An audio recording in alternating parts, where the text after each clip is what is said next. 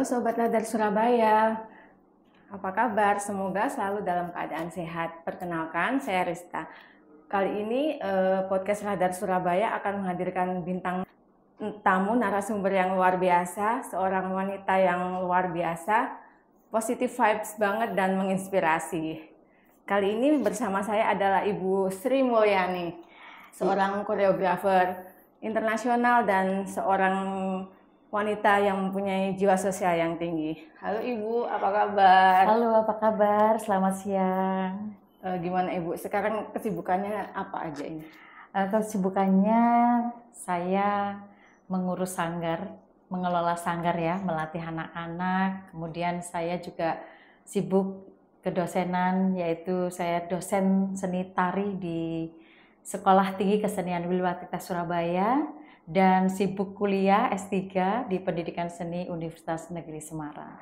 Oh, luar biasa sekali. Mungkin Sobat Radar Surabaya ada yang belum tahu Ibu Sri Mulyani. Ibu Sri Mulyani ini adalah satu koreografer profesional asal Surabaya. Kelasnya udah internasional, udah pergi ke beberapa negara untuk mempromosikan budaya Indonesia ya. Alhamdulillah. Oke, Ibu. Saya ingin tahu ini Bu, bagaimana sih Bu awalnya itu mulai mengenal koreografi? Sejak kapan itu? Iya, kalau mengenal koreografi tentunya saya prosesnya sejak kecil ya untuk belajar menari karena koreografer itu harus bisa menari dulu terutama. Jadi perjalanan saya sejak tahun 82 saya belajar menari hingga bisa menciptakan tarian itu saya banyak direkrut sebagai penari ya dari kakak-kakak yang kuliah di perguruan tinggi seni di UNESA atau dulu IKIP Surabaya ya. Kemudian ada juga dari STKW sendiri. Saya sejak kecil itu sebagai peraganya. Dari situlah saya merasa bagaimana cara menciptakan sebuah tarian begitu. Dari itulah menjadikan bekal buat saya bagaimana menciptakan sebuah tari. Dan setelah saya banyak proses mulai belajar menari hingga meraih prestasi, kemudian saya banyak melakukan eksplorasi tubuh, banyak latihan ya, terutama harus rutin latihan. Karena dengan eksplorasi tubuh di sana akan menemukan banyak vokabuler gerak yang kita temukan di dalam tubuh kita, teknik-tekniknya terutama gitu. Oh, dari keluarga emang dari seniman atau seperti apa Ibu? Tidak ya, semua bapak ibu saya dari Wonogiri dan beliau hijrah ke Surabaya itu untuk membuka usaha bakul kerupuk lah ya. Jadi bapak ibu saya usahanya jual kerupuk. Dan di sini karena saya suka menari, awalnya itu saya emang kayak kurang percaya diri ya, dari kata bapak saya, ibu saya itu dulu waktu saya masih kecil tuh malu gitu, suka malu. Jadi diarahkan untuk guru TK saya itu untuk belajar menari gitu. Dan alhamdulillah saya diikutkan di sanggar sampai saya belajar menari di Taman Budaya di Genteng Kali. Nah, di situ banyak sanggar tapi karena semangat saya belajar menari itulah semua sanggar itu saya ikuti. Dari tari Bali, tari Jawa Timuran, tari klasik ya, terus kemudian tari kreasi baru Bagong Sudiarjo itu, terus kemudian tari kontemporer, tari modern dance itu semua saya pelajari. Bahkan di sana ada kelas untuk teater. Nah, saya juga sempat mengikuti kelas teater juga. Lalu apakah punya idola atau tokoh di dunia koreografi ini yang mungkin jadi menginfluence Ibu akhirnya terus belajar gitu Bu? Kalau saya menuju ke siapa inspirasi saya, terutama saya tidak memilih salah satu orang yang menjadi inspirasi saya, tapi saya memilih siapapun yang pernah saya lihat dan mempunyai keistimewaan karya atau yang bagus gitu ya, gerak yang terbagus itulah yang menjadi panutan saya. Kayak contohnya nih, dulu waktu saya belajar menari di Taman Budaya itu, saya tidak mau kalau saya baris di belakang sendiri, saya tidak mau. Saya selalu di depan dan di depan saya harus yang paling bagus gitu. Jadi itulah menjadi patokan saya, siapa yang saya lihat. Dan dimanapun, misalnya di Jakarta, di beberapa negara misalnya ada koreografer handal misalnya, itu menjadi inspirasi saya gitu. Bu, kalau belajar tari kan sudah sangat lama sekali, terus mulai membuka sanggarnya ini sejak kapan, Bu? Baik, saya membuka sanggar mulai tahun 1998. Jadi 97, tahun 97 itu saya sempat pentas keliling di Prancis selama 3 bulan, 25 kota di kota Prancis. Dan di sana setelah pulang itu saya ingin membuka sanggar karena saya ingin tidak putus begitu saja pengalaman saya ini terus dieksplorasi ke semua siswa atau generasi penerus bangsa kita yang supaya terus berkembang ya. Kita harus tetap melestarikan dan memajukan kesenian budaya bangsa kita. Tadi kan Ibu bilang pementasan di luar negeri, udah pernah kemana aja, Bu? Dan itu eventnya apa aja? Terus mungkin mengenalkan budaya apa aja, tari apa aja saat ke luar negeri itu, Bu? Baik, kalau saya pertama kali ke luar negeri itu adalah ke Prancis. Nah, di Prancis itu dulu sutradara Prancis François Cervantes itu datang ke Taman Budaya dan melaksanakan sebuah seleksi. Seleksi itu diikuti seluruh seniman di Jawa Timur ya. Kemudian saya ikut dan saya bersyukur direkrut menjadi artisnya ya gitu. Jadi awal itu François Cervantes membawa cerita dari kerajaan Mesopotamia yang berjudul L'Épopée de Gilgamesh. Dan di situ saya teman-teman kami berproses di Surabaya selama 3 bulan di Pusat Kebudayaan Prancis. Kemudian kita pentas keliling di Surabaya 3 bulan, kemudian pentas keliling di Prancis selama 3 bulan. 25 kota itu 3 bulan. Nah, seperti itu. Kemudian saya pentas di Belanda, di Nederland itu 1,5 bulan. Kami keliling 15 kota di Belanda. Dan di sana saya itu berkolaborasi dengan Ini Sisri, almarhum Ini Sisri, drummer, seorang drummer gitu. Tapi pemusik yang lainnya ada kolaborasi dari Jogja, dari Bali, dan beberapa daerah lainnya. Dan saya koreografer sekaligus penarinya. Kami pentas di Belanda itu 1,5 bulan keliling 15 kota. Dan tahun 2004 ya. Kemudian yang di Prancis tadi 1997. Nah, di Belanda 2024, 2008 saya pentas di Turki. Yang lainnya tahun-tahun berikutnya itu saya di Hong Kong 2 kali, kemudian di Thailand, di New Zealand itu yang baru-baru ini saya di New Zealand sudah 2 kali diundang gitu. Ada di Australia juga. Oh iya. Bu, selama pentas di berbagai negara itu, Bu, mungkin ada pengalaman entah itu di negara mana yang salah satu pengalaman yang mungkin tak terlupakan itu. Oh iya. Saya kira di seluruh negara itu menjadi sebuah pengalaman yang indah ya. Karena setiap negara pengalamannya berbeda-beda. Yang di Prancis itu kita pentas itu sampai ke desa-desa. Kemudian bagaimana saya melihat responsibility-nya para masyarakat walaupun sampai ke pelosok desa itu sangat-sangat antusias melihat pertunjukan kesenian yang kita miliki ya. Terutama mereka saat hujan itu kita pentas di halaman gitu, tapi mereka sambil bawa payung itu sampai bawa jas hujan, saya tetap menonton dan tidak beranjak pergi. Itu luar biasa bagi saya. Dan waktu di Belanda itu saya punya pengalaman bahwa saya mengajar di beberapa sekolah. Di New Zealand juga saya workshop di beberapa sekolah, mengajar di beberapa sekolah itu. Menarik juga, anak-anak itu sangat luar biasa. Dan ada salah satu murid yang nggak sempat ikut itu tuh sampai nangis, dia kepingin belajar sendiri untuk belajar menari. Itulah antusias mereka untuk belajar menari. Lain sama di kita ya, kadang-kadang anak-anak yang sekarang ini merasa dia belajar kesenian tradisional itu merasa kurang modern ya, dia merasa ketinggalan. Nah itu kebalikan ya, justru harusnya nih anak-anak kita, ayolah kita belajar ya, belajar kesenian tradisional kita, karena di luar negeri tidak ada gitu. Luar biasa sekali pengalamannya Ibu. Selain sebagai koreografer internasional, ternyata ibu itu juga dikenal sebagai seorang perempuan yang punya jiwa sosial tinggi sekali. Itu dibuktikan dengan Bu Sri ini nggak hanya mengajar murid-muridnya saja, tapi Bu Sri juga punya murid-murid yang luar biasa, para anak-anak disabilitas ini.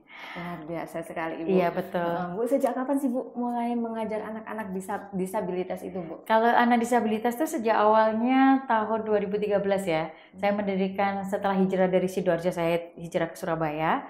Itu saya mendirikan sanggar di Surabaya itu tahun 2013. Dan di situ kebetulan saya mempunyai satu murid anak istimewa. Saya menyebutnya anak istimewa karena mereka walaupun ada kekurangan tapi dia antusias banget untuk belajar menari hingga meraih prestasi. Dan kemudian saya membuka secara gratis untuk anak-anak disabilitas ini setelah saya melaksanakan pentas diundang di New Zealand itu. Setelah itu saya punya keinginan, punya niat untuk membuka kelas gratis untuk anak disabilitas. Itu tahun 2019. Jadi saya membukanya setelah COVID itu ya, 2022. Itu saya membuka kelas untuk anak-anak disabilitas secara gratis. Tujuan saya ingin mengembangkan karya saya dan ingin berbagi ilmu kepada mereka supaya karya-karya saya bisa ditarikan untuk mereka dan bermanfaat tentunya. Luar biasa sekali Ibu. Bu, kalau untuk murid-murid anak-anak istimewa ini, mereka itu datang itu karena undangan dari Ibu diajak atau ada yang dengar dari mulut ke mulut atau lewat media sosial sehingga banyak yang tertarik dan belajar ke Ibu? Iya. Saya haturkan terima kasih dulu sebelumnya kepada Radar Surabaya yang tentunya selalu mengikuti perkembangan perjalanan saya juga ya. Itu sejak tahun 90-an 7 lalu ya. Banyak berita-berita tentang saya yang diupload sehingga saya sendiri selain saya mengajak, selain di mouth to mouth atau dari mulut ke mulut ya kan. Kemudian melalui medsos, melalui media-media ini, saya dikenal banyak orang untuk kegiatan saya dan pengalaman saya ini, sehingga banyak orang yang ingin bergabung untuk belajar menari di sanggar saya gitu. Apa sih Bu tantangannya saat mengajar anak-anak istimewa itu? Pasti butuh ketelatenan ya tentunya ya. Nah itu pengalamannya bagi saya sangat luar biasa ya, karena alhamdulillah juga apa yang saya ajarkan itu anak-anak bisa memahami dan cepat mengikutinya. Mungkin ini ya saya secara tidak langsung saya mempunyai teknik bagaimana supaya anak-anak ini bisa memahami saya, bagaimana saya mengajar. Dan alhamdulillah anak-anak ini proses nari itu cuma 5 kali pertemuan aja mereka bisa tampil tanpa saya beri komando dari depan panggung. Itu luar biasa. Ya? Iya, mereka sudah saya biasakan seperti itu. Itu luar biasa. Anak-anak istimewa itu kebanyakan apa Bu? Tunarungu, tunawicara atau apa? Saya membuka kelas disabilitas gratis ini secara umum, siapapun bisa ikut. Jadi yang ikut di sanggar saya ada juga yang tunarungu, tunawicara, terus Down syndrome, ada juga yang tunagrahita juga ada. Jadi lengkap. Hanya yang belum saya dapatkan itu murid yang tunanetra belum pernah dapat saya. Seandainya saya dapat pasti saya punya karya yang istimewa buat dia. Luar biasa sekali Ibu. Bu, anak-anak itu hanya di sanggar Ibu hanya belajar atau mereka itu diajak pentas di mana atau mungkin ada yang ngundang gitu Bu? Oh iya. Jadi gini, kalau anak-anak disabilitas awalnya itu memang saya utus mama-mamanya itu kalau ada lomba diikutkan aja gitu. Biasanya ada tawaran untuk lomba tingkat disabilitas gitu ya. Dan alhamdulillah anak-anak banyak meraih prestasi. Kemudian setelah itu kita ada event-event misalnya seperti kemarin di Surakarta kita tampil dan alhamdulillah mereka sambutan penonton seluruhnya pada terharu dan merasa anak-anak ini layak diberi kesempatan dan diberi penghargaan yang sangat luar biasa. Dan alhamdulillah banyak stakeholder atau perusahaan yang memberikan sebuah penghargaan kepada mereka dan mereka banyak diundang juga di beberapa event. Kemudian ini minta doanya juga kita bisa menciptakan sebuah karya tari bedoyo yang akan ditampilkan nanti di bulan Agustus di Jakarta, di Gedung Kesenian Jakarta. Dan ini alhamdulillah kami mendapat surat undangan dari Ibu Aliawati atau dengan Bapak Jaya Suprana juga, sama Bapak Suryandoro Swargaloka.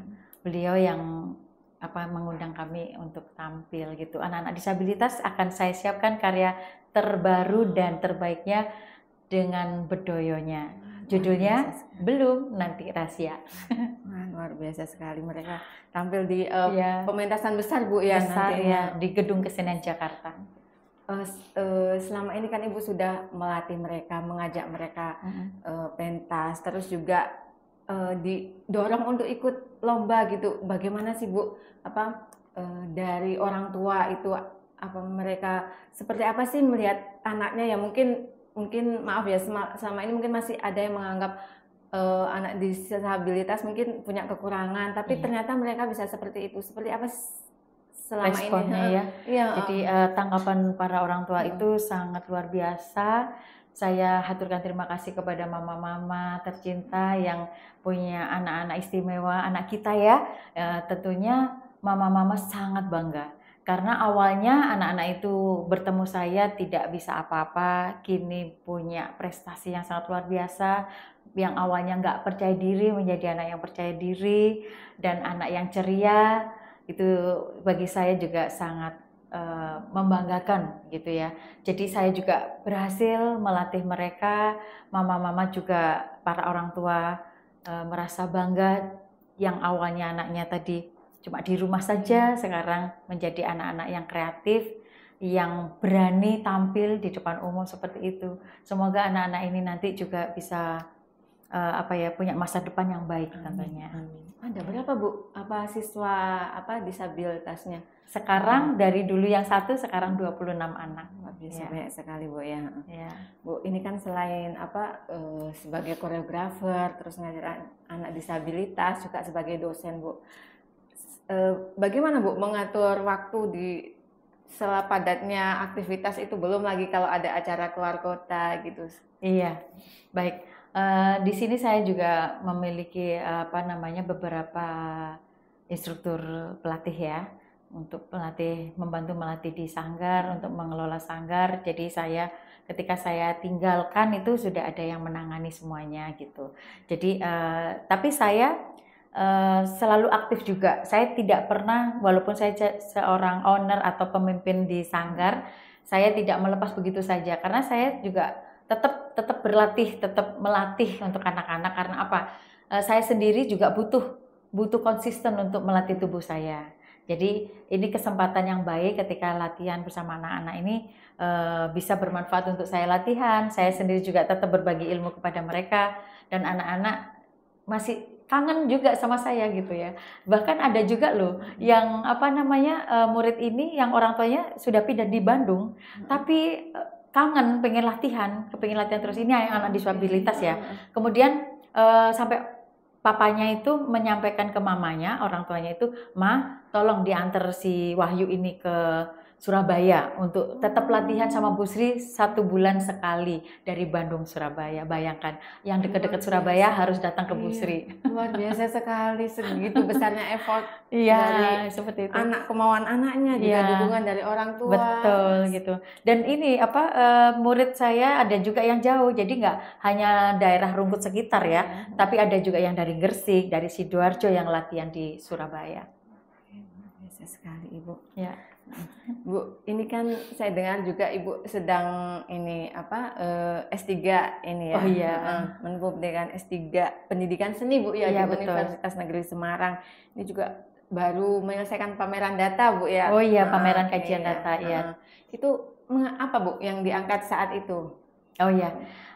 Di sini saya ingin meneliti tentang ini strategi tentang Gandrung Sewu ya. Nah, saya kira menarik juga ya di Gandrung Sewu ini bagaimana kita menyiapkan generasi muda untuk mau belajar tentang kesenian tradisional. Nah, melalui gandrung inilah menjadi bagian bahwa kita bisa melestarikan seni budaya lokal kedaerahan kita di kancah internasional, saya kira begitu. Dan ini gandrung ini menarik. Sekarang ini tidak dibuka hanya untuk Banyuwangi saja, tapi untuk semua bisa bergabung di situ. Kesenian tradisional budaya Indonesia ini sekarang sedang krisis karena hantaman budaya-budaya luar yang sedang nggak terbendung gitu, Bu. Bagaimana sih, Bu, Ibu sendiri melihatnya ini, fenomena seperti ini, dan apakah anak-anak muda ini masih mempunyai keinginan atau masih bisa diajak untuk lebih belajar lagi tentang budaya kesenian Indonesia gitu, Bu? Iya. Nah, ini perlu juga dukungan seluruh orang tua ya tentunya yang bisa mengarahkan putra-putri kita. Itu penting karena orang terdekat adalah orang tua. Dan kita tidak bisa sebagai pelatih misalnya menyuruh anak-anak itu untuk ayo gitu kan. Jadi mohon Bapak Ibu yang punya putra-putri mungkin diarahkan untuk bisa mau belajar kesenian tradisi juga gitu. Dan untuk masuknya kesenian-kesenian dari luar itu memang sangat banjir ya, banyak sekali kesenian yang dari luar itu datang, apalagi sekarang ini zamannya medsos ya, media sosial banyak sekali, ada TikTok, ada macam-macam. Itu bisa menjadikan anak-anak itu mudah belajar kesenian-kesenian modern ya. Nah, sekarang bagi kita pelaku seni budaya yang khususnya di bidang senian tradisional, kita nggak boleh kalah dong dengan mereka. Maka kita harus juga mengikuti perkembangan media sosial. Jadi kita harus aktif juga bagaimana kita mungkin membuat gerakan-gerakan yang menarik, yang unik gitu ya. Baik tari, baik musik, pokoknya segala jenis kesenian bisa di-upload di semua media agar bisa terbaca juga oleh generasi muda kita mau belajar. Apa Bu harapan, mungkin pesannya juga untuk anak-anak muda juga, untuk bagaimana sih untuk terus menjaga kesenian Indonesia ini untuk tetap bertahan, bahkan tetap bisa lebih dikenal lagi ke global gitu, Bu? Ya, baik. Jangan lupa buat anak-anak generasi muda yang sekarang ini, siapkan diri kalian agar kalian tetap berada di pijakan lokal kedaerahan kalian ya. Karena itu sebagai penguat bangsa kita. Kalau kita kehilangan budaya, hancurnya suatu negara itu hancurnya budayanya. Makanya kita jangan meninggalkan budaya kita. Mulai saat ini, marilah kita tetap belajar, melestarikan dan mengembangkan seni budaya yang ada. Supaya negara kita, bangsa kita tetap kuat dan jaya selalu. Luar biasa sekali percakapan kita kali ini dengan narasumber yang luar biasa, menginspirasi. Semoga apa yang disampaikan oleh Bu Sri Mulyani ini, apa yang jadi cita-citanya dapat kita dukung lewat jalan kita masing-masing. Kita dapat terus memajukan kesenian Indonesia, mengenalkannya ke dunia global, sehingga anak-anak muda juga tetap mencintai dan mengenalnya. Terima kasih sekali Ibu atas cerita dan inspirasinya. Semoga selalu sukses dan bisa membawa kesenian Indonesia lebih luar biasa lagi. Semangat. Terima kasih Sobat Radar Surabaya. Itu tadi perbincangan kita dengan narasumber yang luar biasa. Semoga bisa menginspirasi dan memberikan motivasi bagi generasi muda untuk generasi muda untuk mengembangkan bakat mereka dan mencintai budayanya. Terima kasih.